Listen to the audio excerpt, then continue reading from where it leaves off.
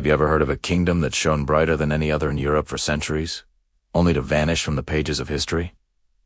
This isn't a fantasy tale. It's the real story of Al-Andalus, or Muslim Spain. For over 700 years, this was a place where science, art, and philosophy flourished, while much of Europe was in the Dark Ages. Cities like Córdoba were centers of learning, boasting libraries, streetlights, and universities when London and Paris were still small towns. But if it was so magnificent, where did it all go? What really happened to this incredible civilization? The story of its decline isn't a simple one. It wasn't a single battle or a single king that brought it down. It was a slow, complex process, a bit like a magnificent tapestry unraveling thread by thread. Internally, the once unified caliphate of Córdoba began to fracture. Imagine a powerful empire breaking into small, rival kingdoms called tifas.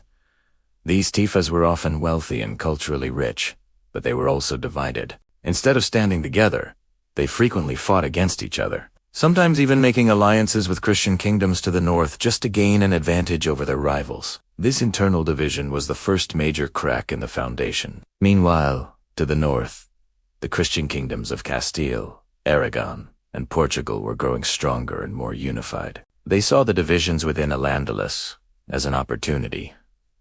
This period, known as the Reconquista, wasn't a constant war. It was a long, centuries-long push and pull. There were periods of peace and trade, but the overall direction was clear.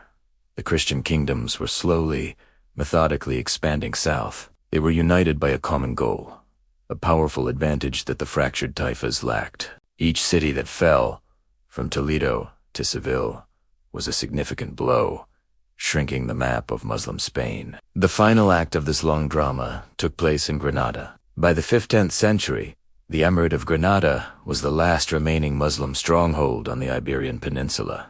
It was a breathtaking kingdom, home to the magnificent Alhambra Palace, a jewel of Islamic architecture. But it was an island in a Christian sea. Surrounded and isolated, Granada's fate was sealed. In 1492, the same year Columbus set sail, the last Muslim ruler, Muhammad XII, surrendered the keys of the city to King Ferdinand and Queen Isabella. It was a quiet, somber end to a 700-year-long epic. So, the fall of Al-Andalus wasn't just a military defeat. It was a story of internal fragmentation, the rise of powerful, unified neighbors, and the slow erosion of a once great power over centuries. The legacy of Muslim Spain, however, didn't disappear. It lives on in Spain's architecture, its language, its food, and in the scientific and philosophical knowledge that was passed on to the rest of Europe, helping to spark the Renaissance. It's a powerful reminder that even the greatest empires can fall,